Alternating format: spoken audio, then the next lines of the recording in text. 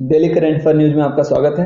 Daily current affair news में हमने कहा जो महत्वपूर्ण खबरें होती हैं उसको कवर किया जाता है। और डेली करंट अफेयर न्यूज में पहले थ्योरी कराता हूं, उसके बाद क्वेश्चन कराता हूं, थ्योरी कराने के बाद क्वेश्चन कराता हूं, जिससे आपको अच्छे तरीके से सारी जो है खबरें याद हो जाती हैं। तो जो करंट अफेयर आता है हमने कहा विभिन्न परीक्षाओं में जो पूछा जाता है विभिन्न परीक्षाओं में, उसके लिए जो है डेली करंट अफेयर न्यूज में लेके आता हूँ। ठीक है, तो चलिए वीडियो को प्रारंभ करते हैं पहले न्यूज के साथ। तो जो आपको तस्वीर में दिखाई दे रही होंगी महिला, ये है हमने कहा क्रिस्टीना पिचकोवा। तो इस बार हमने कहा जो मिस वर्ल्ड चुना गया है वो क्रिस्टीना पिचकोवा को चुना गया है। इस बार मिस वर्ल्ड का खिताब जो आयोजित किया गया था वो आपकी मुंबई में हुआ था। तो मुंबई में आयोजित किया गया था मिस वर्ल्ड का खिताब। और इस बार हमने कहा जो विजेता हुई हैं वो चेक रिपब्लिक देश की, किस देश की? चेक रिपब्लिक की क्रिस्टीना पिचकोवा हुई हैं। ठीक है, ये तस्वीर में आपको दिखाई दे रही होंगी, ये है क्रिस्टीना पिचकोवा, मिस वर्ल्ड 71वीं नंबर की। किस नंबर की? 71वीं नंबर की।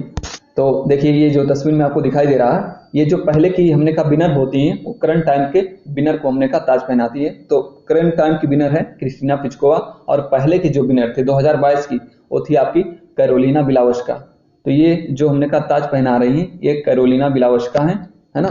तो ये हमने कहा जो ताज पहना रही हैं ये कैरोलिना बिलावस्का है। और जो जिसको ताज पहना रही हैं वो कौन है? वो हमने कहा करंट टाइम की विनर है क्रिस्टीना पिचकोवा। ओके, तो ये है क्रिस्टीना पिचकोवा जो आपको बैठी हुई है। अगला न्यूज हमारा, अरुणाचल प्रदेश में सेला सुरंग दुनिया की सबसे लंबी ट्विन लेन टनल। तो ट्विन लेन टनल का मतलब होता है डबल लेन की सुरंग। आपको तस्वीर में दिखाई दे रहा होगा डबल लेन की सुरंग, ये हमने कहा अरुणाचल प्रदेश में बनाई गई है डबल लेन की सुरंग। ओके, तो ये जो डबल लेन की सुरंग हमने कहा अरुणाचल प्रदेश में चीन बॉर्डर पर बन रही सेला सुरंग, भारत के कई फायदे हो सकते हैं।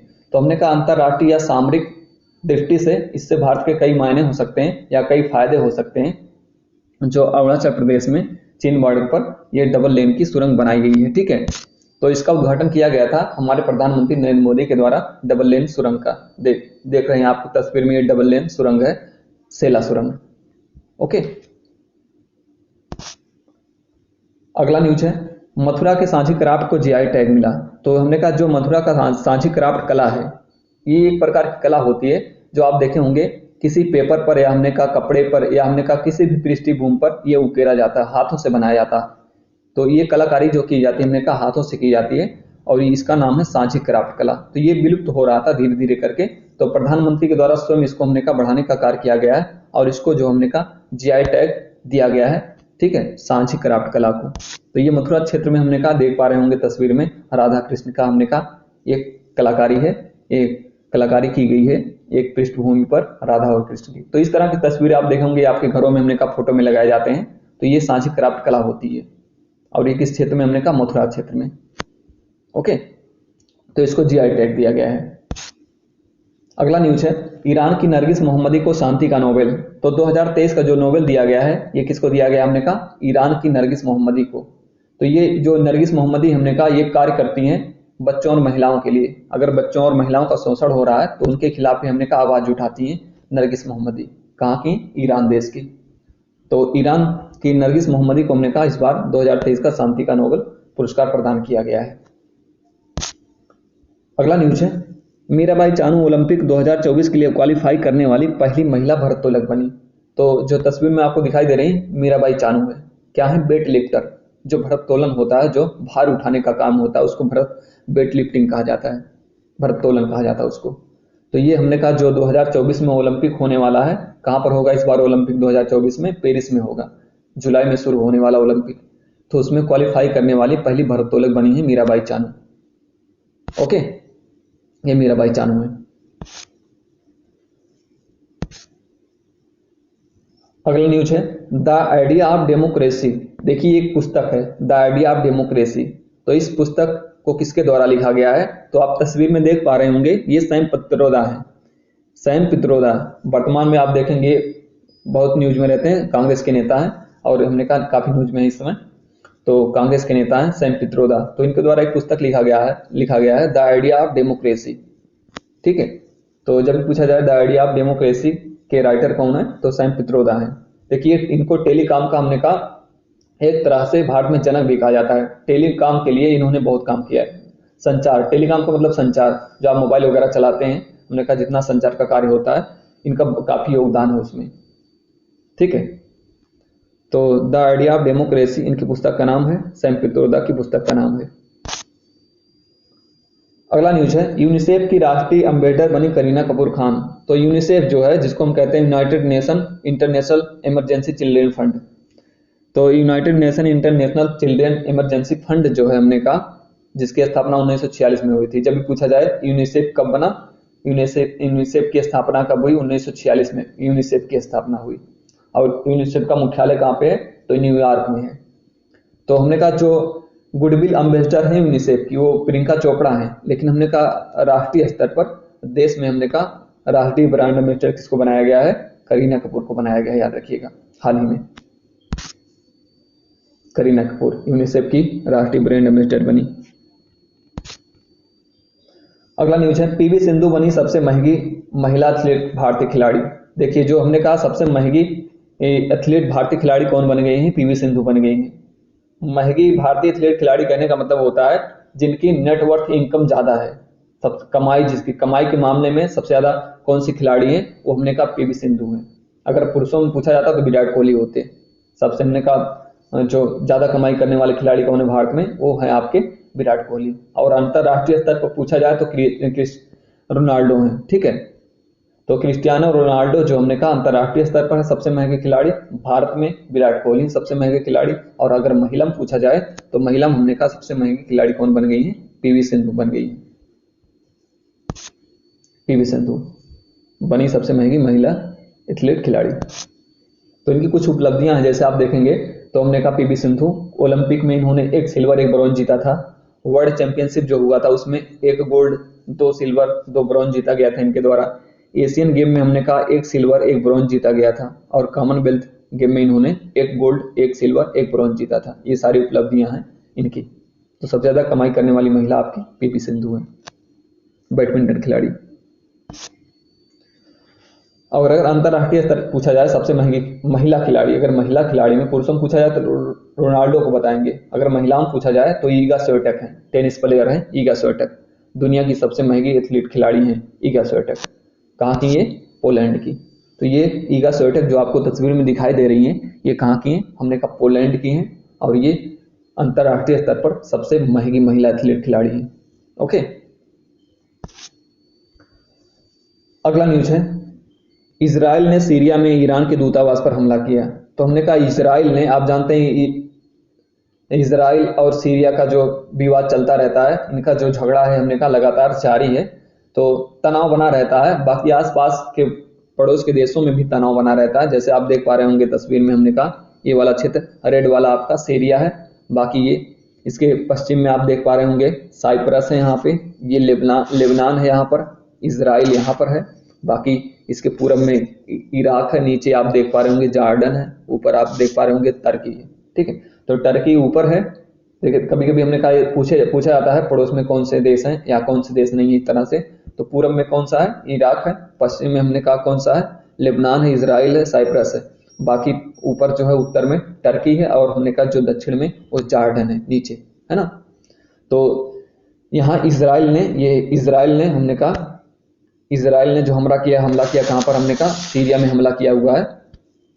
किसके दूतावास पर, ईरान ने जो दूतावास बनाया था सीरिया में, उस पर। ओके, अगला न्यूज है, बनारस के तिरंगा बर्फी और ढलुआ मूर्ति को मिला जीआई टैग। तो हमने कहा जो बनारस का तिरंगा बर्फी आप देख पा रहे होंगे तस्वीर में, तिरंगा बर्फी को और ढलुआ मूर्ति मतलब जो ढाल की मूर्तियां बनाई जाती हैं, इसको जीआई टैग दिया गया है। ठीक है, तो बनारस के तिरंगा बर्फी और ढलुआ मूर्ति को जीआई टैग प्रदान किया गया है।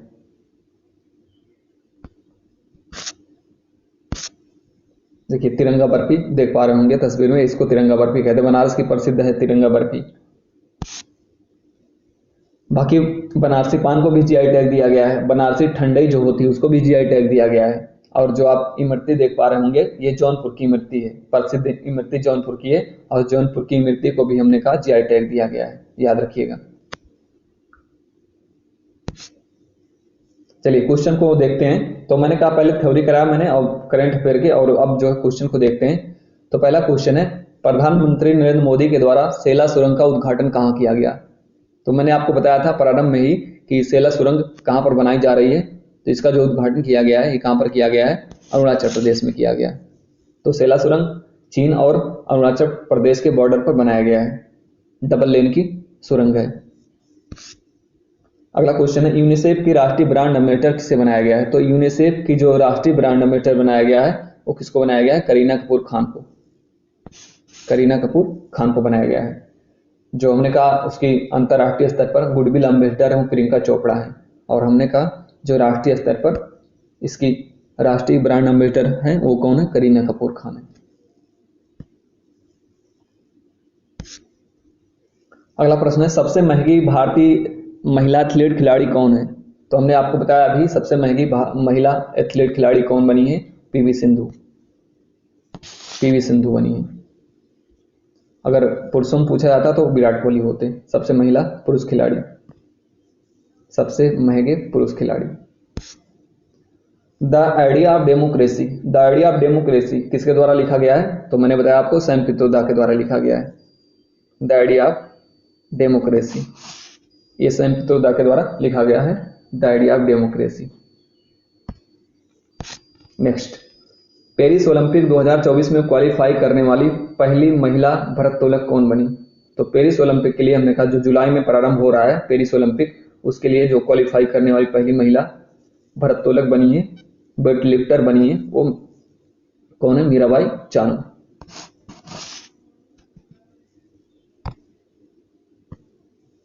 ठीक, मीराबाई चानू।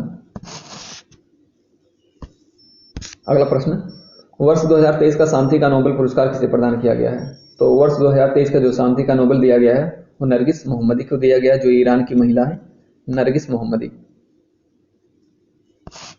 नरगिस मोहम्मदी को। हाल ही में वाराणसी के किस उत्पाद को जीआई टैग दिया गया है? तो वाराणसी के किस उत्पाद को जीआई टैग प्रदान किया गया है? इसको जीआई कर लेना, जीआई टैग दिया गया है। तो हमने बताया था आपको किसको दिया गया है? तिरंगा बर्फी और ढलुआ मूर्ति को। तो सही विकल्प होगा ये, तिरंगा बर्फी और ढलुआ मूर्ति को। अगला प्रश्न है, सांझी क्राफ्ट कला कहाँ का प्रसिद्ध है? तो मैंने आपको बताया था जो सांझी क्राफ्ट कला, जिसमें हमने कहा राधा कृष्ण की ज्यादा तस्वीरें आप देखते होंगे, राधा कृष्ण की कलाकारी ज्यादा देखते होंगे, उसको सांझी क्राफ्ट कला कहते हैं। तो ये कहाँ पे प्रसिद्ध है?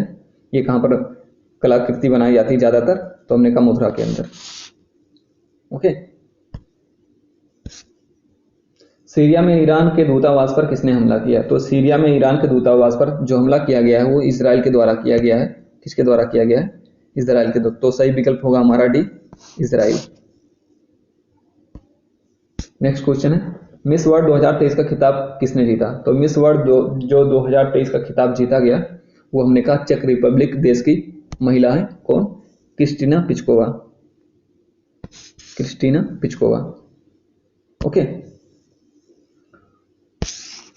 तो इस तरह से मैंने कहा कि आपके सारे क्वेश्चन थे। तो पहले मैंने थ्योरी कराया, उसके बाद मैंने कहा क्वेश्चन कराया। तो आप जब थ्योरी देखेंगे तो थ्योरी ध्यान से देखेंगे, उसके बाद क्वेश्चन करेंगे तो आपको हमने कहा सारे क्वेश्चन जो होंगे आपको कंठस्थ हो जाएंगे। ठीक है, बहुत अच्छे तरीके से याद हो जाएंगे। तो डेली करंट अफेयर न्यूज में मैं ऐसे ही कराता हूँ, पहले थ्योरी कराता हूँ, उसके बाद जो है क्वेश्चन कराता हूँ, जिससे आपको अच्छे तरीके से सारे क्वेश्चन याद हो जाए। ठीक है, तो देखिए ये वीडियो अगर आपको अच्छा लग रहा हो तो इसको हमने कहा चैनल को आप सब्सक्राइब कर लीजिए। बाकी हमने कहा इसको जो है अपने दोस्तों में शेयर करिए और इसको लाइक भी करिए। ओके, क्योंकि इस तरह का कंटेंट आपको जल्दी नहीं मिलेगा कहीं पर। Okay, thank you very much.